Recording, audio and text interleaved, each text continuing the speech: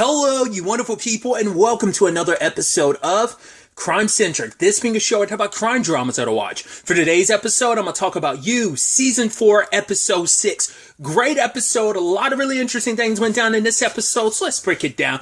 Great way to start off part 2 of the season. Some twists and developments I wasn't expecting. Obviously, we're picking up with Joe dedicating everything he can to try and, figure out Reese. It's like, right, I know you're the eat the rich killer, but I don't understand and know why you're doing it. Then we see the lady we later on find out her name is Dawn. I was like, this lady keeps popping up. I was like, is she going to be like a major thing throughout the rest of the season? Because she keeps taking pictures of Joe. We later on now had the context of why she was taking pictures of Joe. Joe was in a new person in Phoebe's life, so it made sense. But we'll get to that when we get there. But and the fact is that little run-in with because he's there at Reese giving this speech and stuff like that, and then him walking past Joe and them looking at each other, and Joe trying to figure out what to do. I mean, he had to sacrifice what he was building with Kate just because it's right, I need to keep her away because I don't want her to know about my past, but I also need to deal with Reese first and foremost.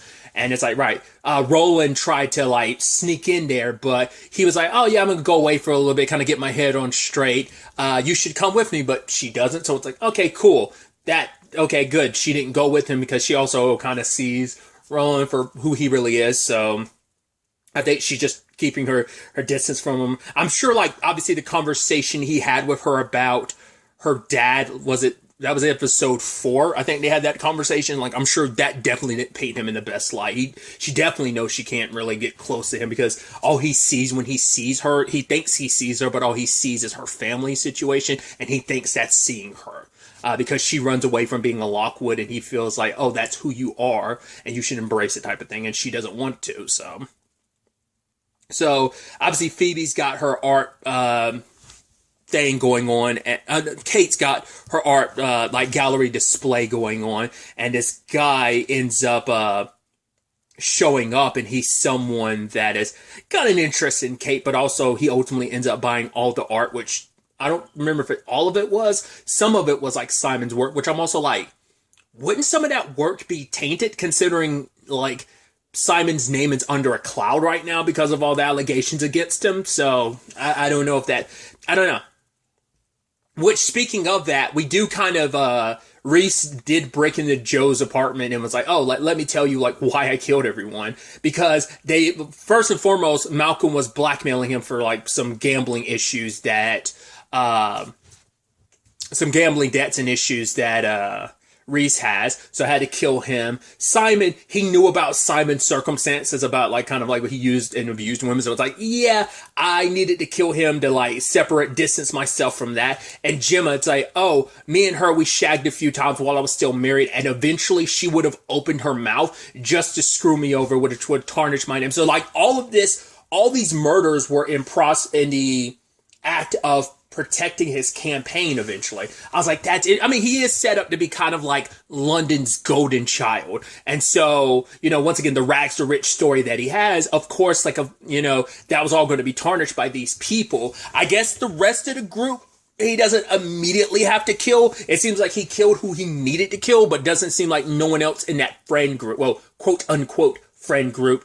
is someone that he really needs to go after. He kind of took out the ones who were kind of the most tarnishing to his potential, everything. Well, we find out later on he's got another target, but we'll get to that at the end. Discuss about that more at the end. So it's interesting to know that I find that so fascinating. I mean, I guess I shouldn't be too surprised, but it's typically people will say the motivation for killing typically comes down to maybe love, money, or power type of situation. Those aren't the 3, but it's usually 3 things that usually are facilitators for why people might commit murder. So it seems in his case, it's oh, because Joe is you don't care about the city of London. He's no, I love the city, but I also love power. And he's yeah, it'd be wrong for me not to use my strengths to actually help people. So he's asking Joe, cool. So what you're going to need to do for me is you're going to have to find someone to frame for all these murders, because if you don't, I'm going to frame you. I'm going to put it all on your feet because it's like, right, we had the greatest getaway, like Patsy and Roland last episode, but you didn't take that chance, which severely disappoints me because there's so much kinship here. Like, I want us to be friends, but you disappoint me time and time again, Joe, when I know you could easily rise to the occasion. So, yeah, I need you to find someone to frame. And I love that he's trying to figure out who to frame. And actually talking to Phoebe gave him some, it's like, well, she talked about one person. Another person she talked about was Blessing. She was like, yeah, basically she scams old grandmothers out of their money, like Ponzi schemes and pyramid schemes and stuff like that. And you're like, oh, yeah, it's like, oh, making her really despicable seem like she might be a good person. But the other person is Connie because the cops are already looking at him because he's so blitzed all the time, drunk or like high or a combination of the two. He doesn't remember anything, so he doesn't have an alibi. So Joe's like, hey, let me call him up. And the guy's like, right, he wants to do better. He's like, actually, I want to apologize for everything that we did. He's like, no, it's okay. He's like, no, it's not. Like, and now they might be thinking I'm the killer. And you gave Phoebe such good advice. So what is your advice for me? He was like, I don't know. Do good with that money you have. Stop living your life like it's leaving Las Vegas, which I love that later on when Joe's planning to frame him with Simon's ear, which I shouldn't be too surprised. We still don't know if he took something from Gemma or not. He might not have had time to take a trophy or not. They didn't say anything at the time, to my recollection. It has been a month, so I could be misremembering. But we know at least with Malcolm, he took the finger, that came back. Simon's ear had never popped up because he had also said, like, right, I have Simon's ear, so I could also use that. And that was in, Joe's freezer waiting for him to kind of to frame someone. He was going to frame Connie until Connie was like, hey, I'm actually going to rehab. Actually, like, seeing your face made me realize how much of a mess I made. And Joe's like, what? No. Just right when I'm about to frame you, now you're having a come to Jesus moment. You want to be a better human being. He even making a quote of, yeah, like I'm, partying like I'm in the movie Leaving Las Vegas or something. I'm like, I thought Joe was going to comment on, are you reading my mind or something? What? I love that. It's like, yeah, just when he had this like coming clean moment is now when Joe's about to frame him. So it's like, still doesn't, he's like, yeah, because he's like, I'm gonna start rehab. But he's like, I'm not starting it till tomorrow. It's like still putting him in a position where he can still be the fall guy. So it's like, yeah, but it's like, maybe now that he's sobering up, he's not drinking as much, it's not going to be as easy, but still. So that was interesting.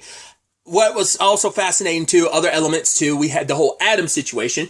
We kind of showcase Adam's kind of the douchey, once again, everyone in the group is kind of a douchey rich person, but actually you kind of see some like really sweet people amongst him. Like Phoebe isn't like, she can seem like, I think Phoebe is like the most like human amongst him. The rest are kind of terrible people. Like the best people amongst that group is Phoebe and Kate. But Adam is going to try and propose to Phoebe and basically made a deal with like the guy, Stevie, that he's getting like the ring from. It's like, cool. Okay, so I'm putting my cars up as collateral. If I get Phoebe to marry me, then I get obviously her money, and that means I can solve all my money issues and I get to keep my cars. He's like, but if you don't, I'll take back, if she says no, I'll take back the ring and I'll get to keep your cars as collateral. And Adam agreed on it. And it's like sad too because Phoebe comes to him being like, oh, I think I'm being stalked or whatever. And he's like, right, babe, you're rich, you're famous. Like, of course people are going to be following you all the time. But he's like, hey, stay here with me. He's kind of being so dismissive of her because he needs her calm, cool, and collected when he pops the question to her. He wants it to be big and extravagant and special to kind of draw her in. Even later on, saying like, hey, Joe, she listens to you, so I need you to put in a good word for me. So I thought it's like, yeah, it just shows you how much of a tool Adam is. Now, who knows? Maybe Adam can turn it around and be a better person by the end of the season or something like that. Maybe he'll redeem himself in his own eyes, his family's eyes, maybe even in Phoebe's eyes by doing something actually nice, and maybe he ends up doing something heroic. I have no idea. So there's all of that. But the thing I was talking about, the twist I loved is the reveal about Dawn. Because at first when she was leading Phoebe away, I was like, that's weird. I thought she was leading Phoebe away to tell her the truth about Joe or something. Because I was like, it seems like she's taken such an interest in Joe, but this is what I was talking about earlier. She only took an interest in Jonathan, because she was taking an interest in anyone that was in Phoebe's life. Now, everyone else in her circle are people who've been around her for a while. Joe popped up out of nowhere and quickly got acquainted with that group. To be fair, that was more so like Malcolm and Phoebe who really kind of made that a thing. He didn't really do that as much. So, once again, he still doesn't remember what really good. I'm trying to I think even last episode or episode 4 or 5, I don't think they ever fully explained what good advice he had given her. I don't think he did. I don't think they did. Once again, it's been a month, so I might be misremembering. But, yeah. So it's not like he intentionally, like, inserted himself in this group. You know, he's done it in the past, whether it was the whole situation with Beck, whether it was the situation with Love. He inserted himself in kind of those friend groups. Obviously, like, you got close with the neighbors and stuff like that, trying to live a normal life. That was more like, hey, like, you know, just trying to naturally live a life. So you connected with the people that lived in your cul-de-sac, these other families and groups and stuff like that. So that's one thing. This situation, he kind of fell into it, unfortunately. While he was trying to be low-key, he ended up kind of getting brought up in a group that ended up turning into such a complicated, tumultuous situation, so... But yeah, the Dawn reveal of like, yeah, she's Phoebe's stalker.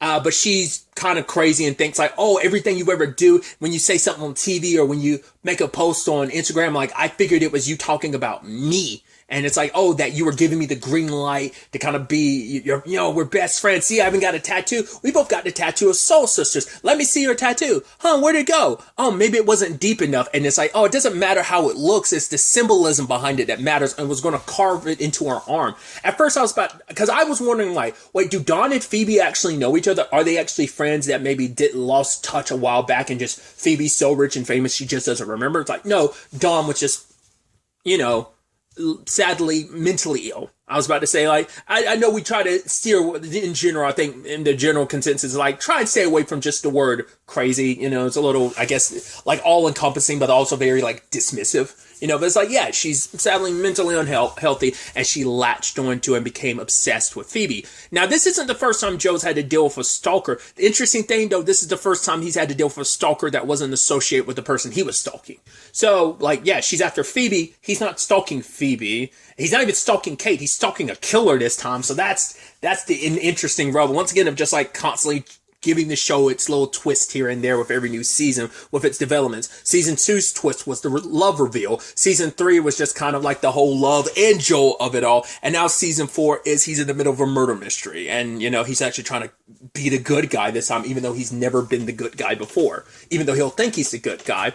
And that's the beautiful thing of when Joe's giving Dawn that speech about like, oh, you don't really know her, you don't really like her, all that. I'm like, that's so funny coming from you. It's so hypocritical. Once again, that's what makes Joe Joe. He's so outside. He's so not able to recognize it in himself. I mean, that's also the thing he got mad at. Once again, wasn't it Beck's best friend, like Peach? Was that her name? That is like, when the actress, isn't an actress named Shay Michelle, I believe, or Mitchell? It's like, he could see like, oh my God, she's a stalker. Oh, too bad, Beck, that you don't realize like, I got to get this terrible person away from you, not realizing you were literally in the same boat. You're also that terrible person too. So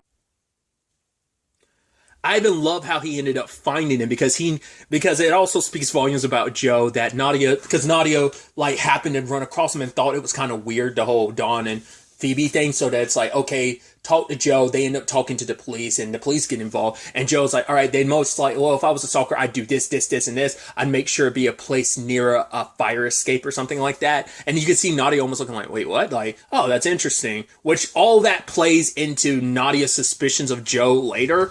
I love that he took that opportunity and planted the evidence on Dawn.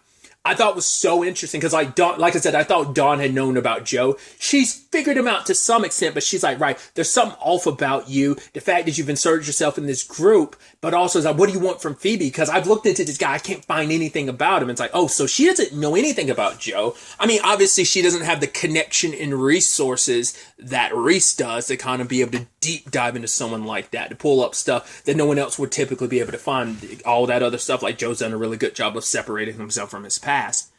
But yeah, framing Dawn, she's the perfect patsy. But even then, Joe's like, yeah, she'll go away for getting the proper mental help. He still plans on taking Reese down, because once he takes Reese down, then Dawn can be cleared of the crime and stuff like that. It would just be like oh yeah, Reese somehow planted that ear on her just to frame her, so she'll be good in that department. Yeah, she'll still be taken down for like stalking Phoebe and holding her hostage like that, but I mean, you also had to give it up for the fact is because Dawn is her stalker. Dawn's like, oh yeah, Adam's not a good guy. It's like, yeah, he's actually broke. It's like, what? No, he's just using you for your money.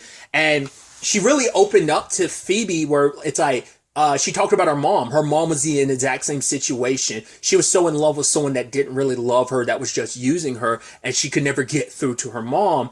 And it's so fascinating that, and even Phoebe talks about it later. She's like, do you know how sickening and twisted and actually really jacked up it is that my stalker had to tell me how much of a shitty boyfriend you are? That's wild. It's like, yeah, like you had, because obviously she found out about stuff from Adam in episode 4 and 5, or maybe just 5, when she found out about his kinks and stuff and their issues, and she wanted to work on their issues, but he's not really willing to because he's too busy trying to get that money. Get the money. Get the money. Either way, because of that, that's why I'm still like, I don't know, maybe, like I said, Adam might be able to turn it around later on. I don't know for sure, but either way.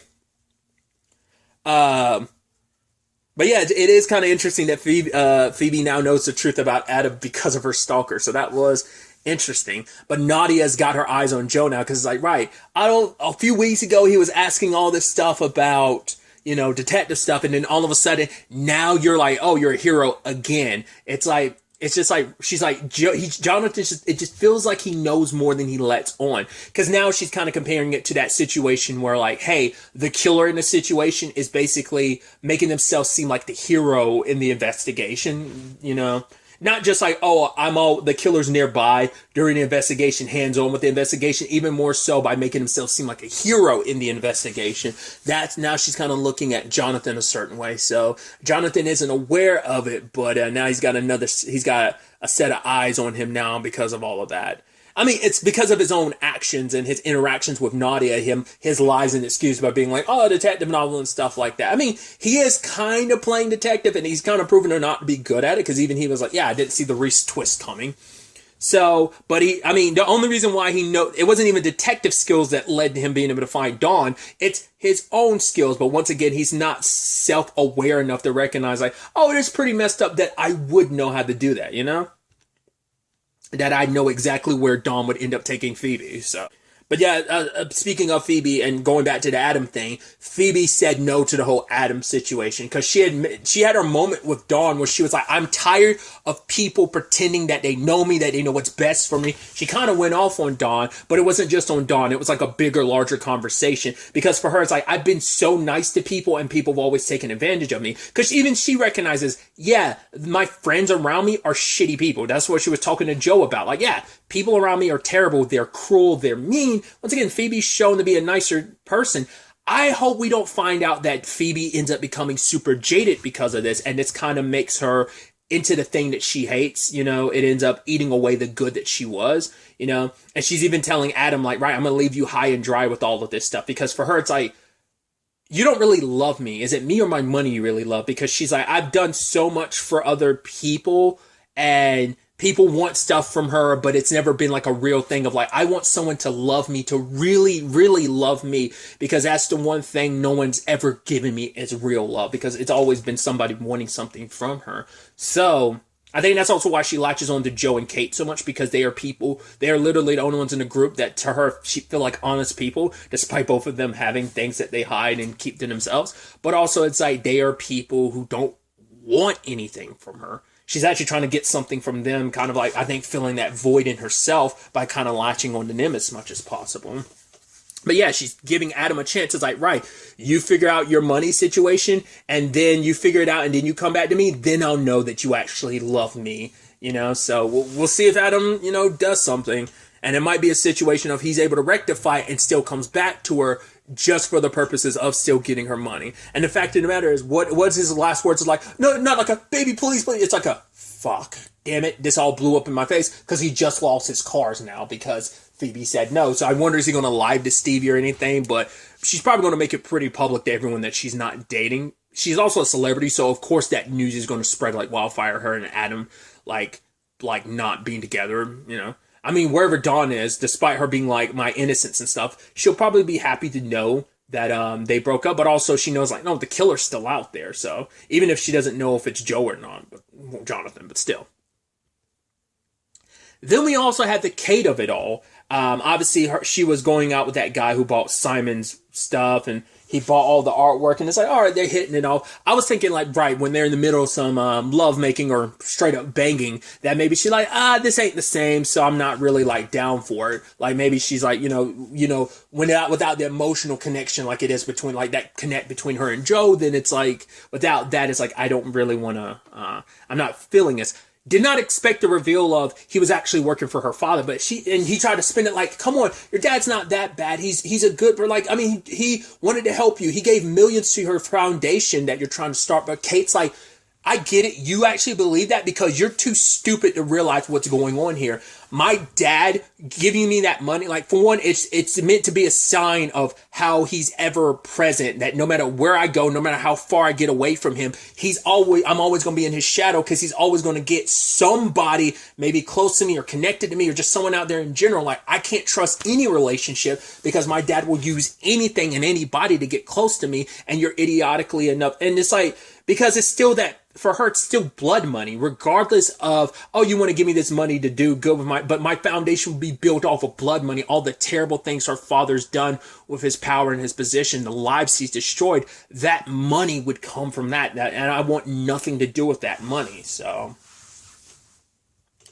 but her and Joe have that talk, and Joe's like, yes, I want you. Like, if it wasn't for my past, I would be with you in a heartbeat. Because she's like, Joe, like, she's like, Jonathan, like, do you want me? And he's like, yes, of course I want you, but I can't be with you because of just everything. Which for her, it's like, we both in the same situation. And I thought that was such a beautiful moment between them. It's like, you have a past. You're afraid that if I find out about your past, it'll ruin things between us. So you ran away from your past to be someone new. Now you're running away from me because of that same past. And it's like, I'm the same way. You don't want who you were then to come find you. I'm the same way. So she's like, I promise you, I won't ask who you are, who you were, and what you did, because she wouldn't want him to ask anything more about her. Like, I'm trying to put Kate Lockwood in the rear view, just like Joe is trying to put Joe Goldberg in the rear view. So I'm trying to we can be who we are, whatever this is, we can deep dive into it.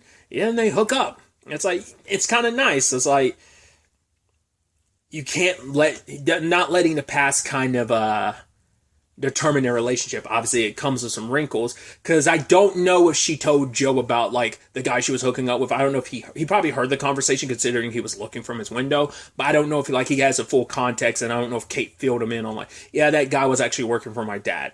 But that turns out to be Reese's next target, because, hey, he's a bit, like, he's the one backing, Tom Lockwood is backing Reese's opponent when it comes to the mayorship, like, his opponent in the campaign. And so he's like, together we can kill Kate's dad, which, that's the thing, regardless of how terrible he is, Kate would never condone killing her dad. It's like, yeah, her dad's bad, and even Joe knows that. It's like, right, I can't go killing the woman I'm in love with, her father. I don't want to be that person, but he's trapped now. It's like, right. And for Reese, it's like, oh yeah, this is going to be the biggest challenge of ours. This is going to be our thing. It's going to be almost like our magnum opus. So, sets up a very, very interesting back half of this season of what Joe's going to do, like how he's going to get around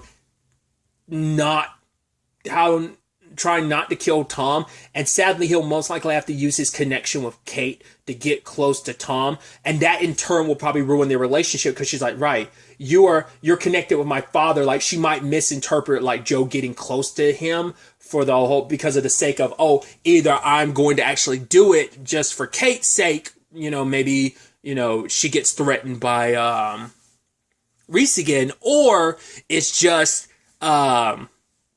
Joe stays close to Tom to protect Reese, to protect Tom from Reese. So it's kind of like a damned if you do, damned if you don't type of situation. And I think that's probably where this might go, where there might be issues. Like she might misinterpret things, and it might not be a thing of, oh, like you're using me to get close to my father.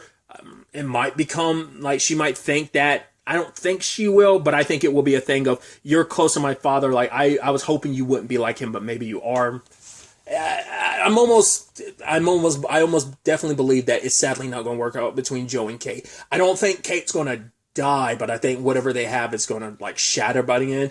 Who knows? It's going to be interesting to see where all this takes us. I have not seen the trailer. I went out of my way to make sure I made sure not to watch that little like 30-second teaser they had at the end of part 1 a month ago, and I sure as hell have avoided the trailer, so I don't know what to even fully expect going into this back half of the season. But I'm very, very excited to see what happens next. But really, that's all I wanted to talk about. Till the next time we meet, be happy, be safe, live life to the fullest, and enjoy it. Good day, and goodbye.